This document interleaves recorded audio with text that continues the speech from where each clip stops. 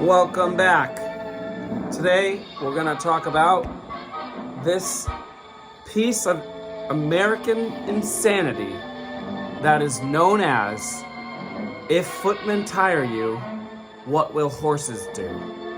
Okay, that's the name of it. It's a question. If footmen tire you, what will horses do? All right.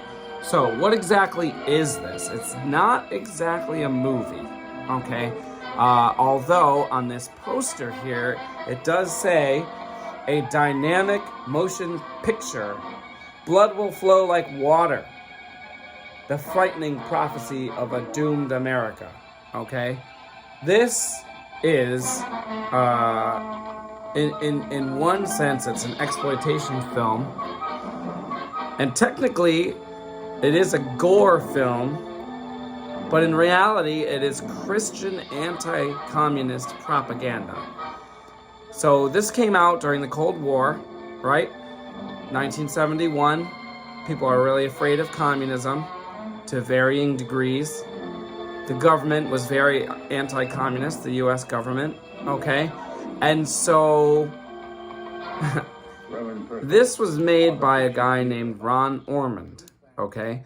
Now, Ron Ormond got involved in the film business back in the 40s, and in the 60s, he started making exploitation films, like regular ones. I think there was one called, like, The Devil and the Stripper, or The Monster and the Stripper, or something like that. So you get the idea, okay? So so here's what happened. Ron Ormond survived a plane crash in the late 60s. And after the plane crash, he became very religious. And so he decided he was going to use his talents, which is making, like, bad exploitation films. He was going to lend those talents to the Christian cause. Now, Ormond was from Tennessee, and he linked up with this preacher who you see here, okay? This preacher's name is Estus Pirkle. Estus Pirkle was a preacher from Mississippi, a Baptist preacher, and he was very insistent that communism was going to infiltrate and take over the United States, and he preached that communists were going to kill all the Christian adults in the United States and then corrupt all the children and get them hooked on drugs and sex and violence and just completely wipe out all morality in the United States, okay? And he really believed this. Like, there's no sarcasm here.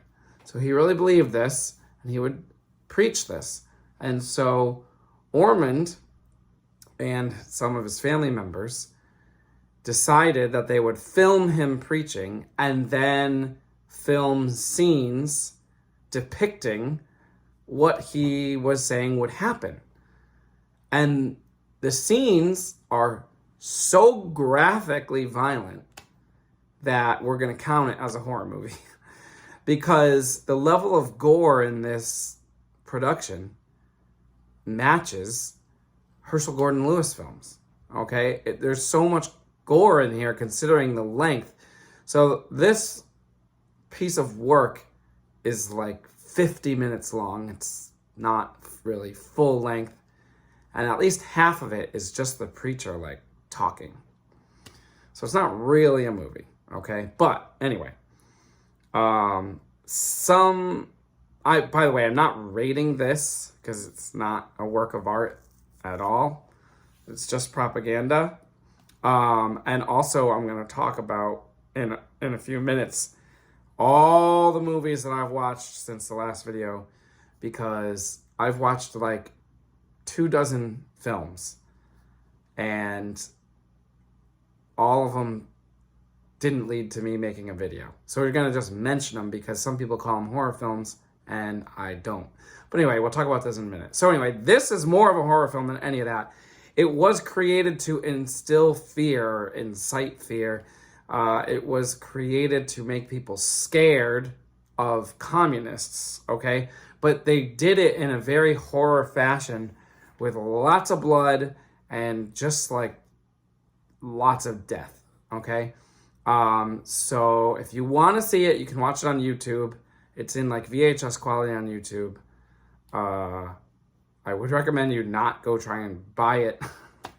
I feel like no one that was involved in this deserves to get any money. So just watch it on YouTube. Anyway, some of the highlights or the craziest parts, let's see. I'm not going to give them in order, okay? But there's a whole lot of people just being gunned down by communists, okay? So there's that. At one point, a guy, like, is made to fall on a pitchfork, and the pitchfork, like, goes through him and impales him.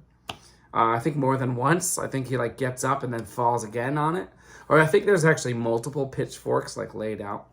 Okay. Second craziest moment. All right. Second craziest moment. A communist soldier goes to a church and asks the preacher there if anyone has converted to Christianity that day. And so the preacher points out a married couple, newlywed couple, who apparently just became Christian. And so the soldier says to another soldier, whose name is Nikolai, because they wanted to make him sound Russian, right? He says, Nikolai, go give them the usual present. So Nikolai brings them over to like an open area, and he just like shoots them dead.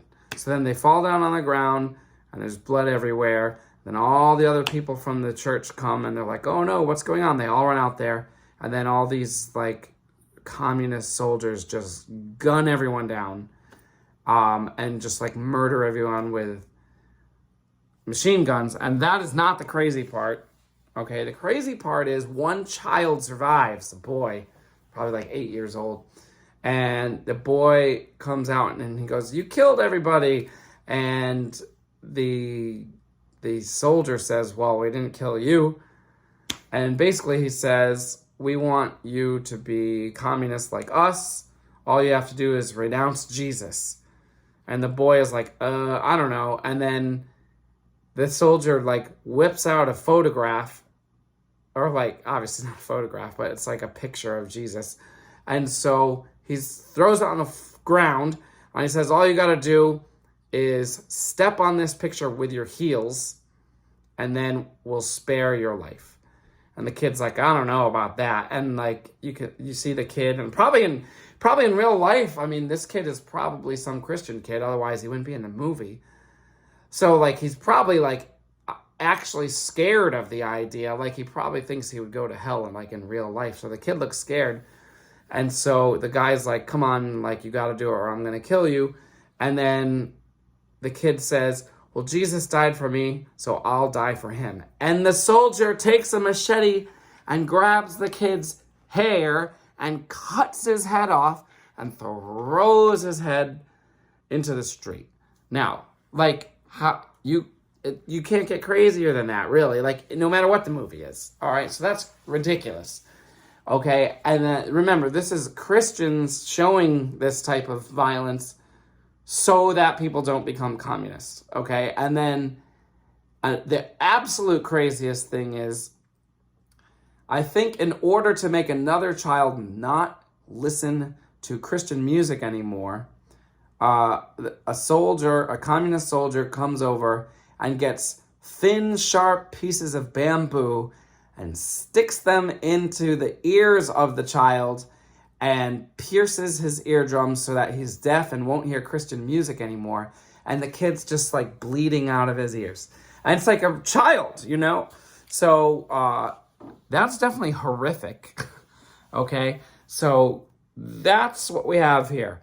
It was interesting to watch it just to see how insane the people that made this were. But like, obviously it's like a piece of garbage.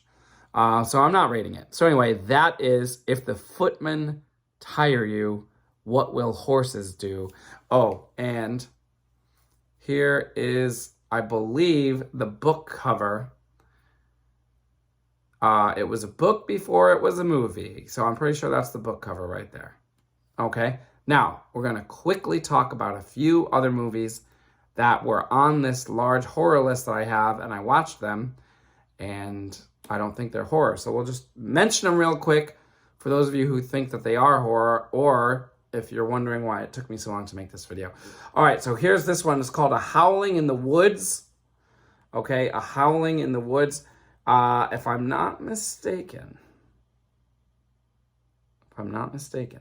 I believe this is the one that features, okay, so the leading woman is Barbara Eden. And I'm pretty sure she played Jeannie in I Dream of Jeannie. This was a TV movie. This is actually, I think, an Australian poster. I think it was released theatrically in Australia, but in the United States it was either on CBS or NBC. I forget which one. I was hoping it was going to be a werewolf film. It is not. The howling is just done by a regular dog. It's basically about a woman who had lived in Nevada, but then she moved to New York City, and then she got married, and then she wanted to get a divorce. So in order to get some space from her husband, she goes back to her parents' house in Nevada, but her mother's actually dead, and her father has remarried, so she goes back to see her father and stepmother, but the father is not there, and it's just the stepmother and stepbrother who the main character has never met before, and everybody in the town is acting weird, and we don't know why, and I was hoping there was going to be a werewolf, but there's no werewolf, and there's just a dog that howls in the woods, and the dog is howling because the dog's master has been killed. So basically, a few people had been killed while the main character was away, and that's why everyone's acting weird, because no one was ever arrested for it. And it is like barely a thriller, okay? There's no horror elements, in my opinion. There's no violence on the screen. There's no monsters. There's no supernatural piece to it. It's not even like, I guess it's supposed to be, I think it's supposed to be suspenseful. It's not supposed to be scary. So yeah. By the way, this is like the end of 1971. So I think in like October and November, like all these TV movies came on. Now, not only did I watch this, but I watched whatever the director did before it. So of course that took me days to get through, because I usually watch like a movie a day. After this was a dead end, then I watched this, Revenge, with Shelley Winters. Now, Shelley Winters is like a star from the 40s. By now, she's kind of older. She was in a bunch of stuff. I haven't seen most of her 40s stuff. I did see, she was in Bloody Mama. She played the mama. Bloody Mama is interesting because that's a Roger Corman film. He directed it. I think it came out on AIP. And the most interesting part about that to me is that it's a very, very early Robert De Niro role. And he plays one of her 5 sons, and they're in a gang together. Bloody Mama was pretty cool. Revenge is not that great. It's a TV movie where this woman, played by Shelley Winters, it's her daughter has died. I think she committed suicide, and so she blames this guy. So she captures him and imprisons him in her basement.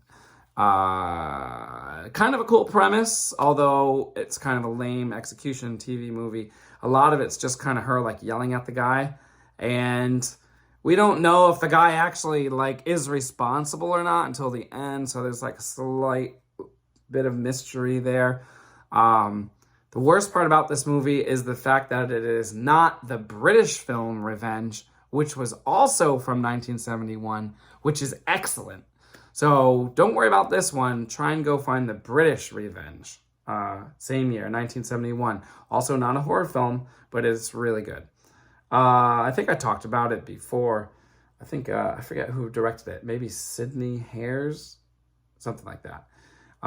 He did a couple other movies that we talked about.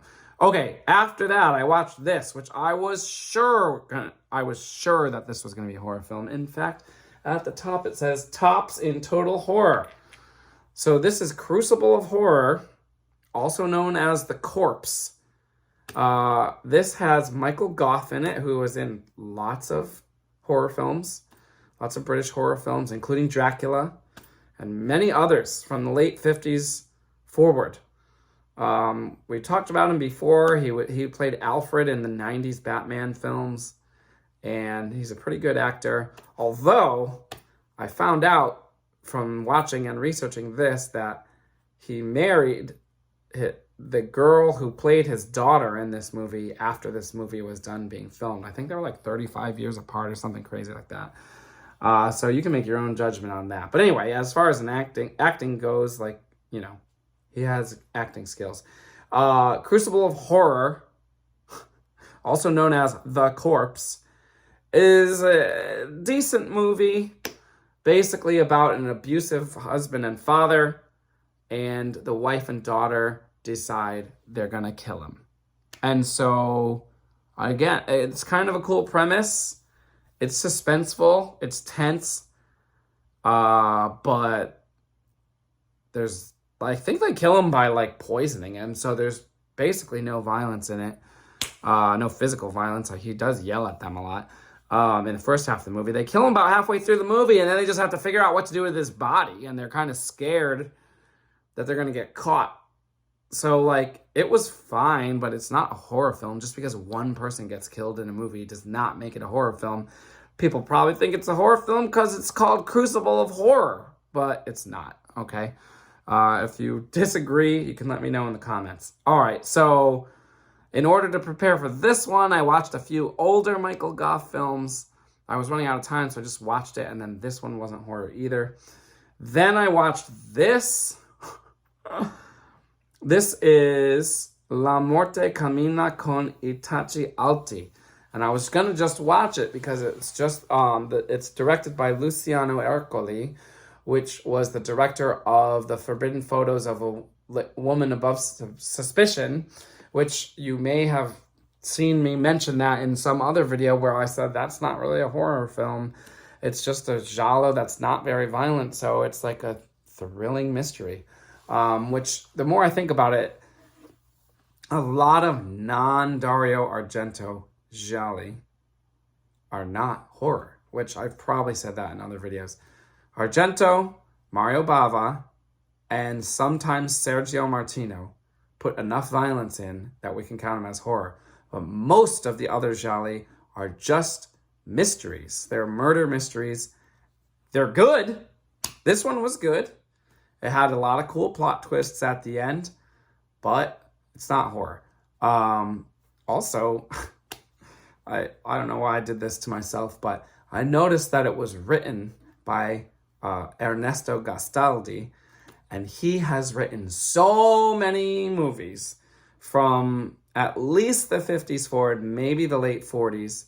He wrote a lot of gothic horror films in the early part of the 60s. I watched a really, really good one called, I forget the original Italian title, but the English language title was The Vampire and the Ballerina. It was really good. It was from 1960, and it was wonderfully captivating for a horror film. The vampire looked pretty cool. There's multiple vampires. There's all sorts of cool characters in it. That was really good. He also did a few Christopher Lee horror films, which all have all sorts of different names. I think he did one that was called eventually Horror Castle in English. What else did he do? He actually worked with Mario Bava on one or two films. I believe he worked with Sergio Martino. I think he wrote all the Sergio Martino films that we've talked about. He wrote a lot of gialli. He directed a couple of them. He wrote and directed Libido, which I couldn't find in English, only in Italian, so I couldn't watch that one. He directed like adventure films, like Hercules adventure films. He directed Roman and Greek era films. He directed, written. He wrote them. He wrote spy movies. He wrote gialli. He wrote all sorts of stuff. Very good writer. Almost everything I watched like 8 Ernesto Gastaldi movies in the last week, and almost all of them were very good. But this one is not horror, so it doesn't get its own video. All right, so that's why it took me so long to make this, in case you were wondering. And so that's all we're going to say. This video is definitely long enough. So we'll see you next time.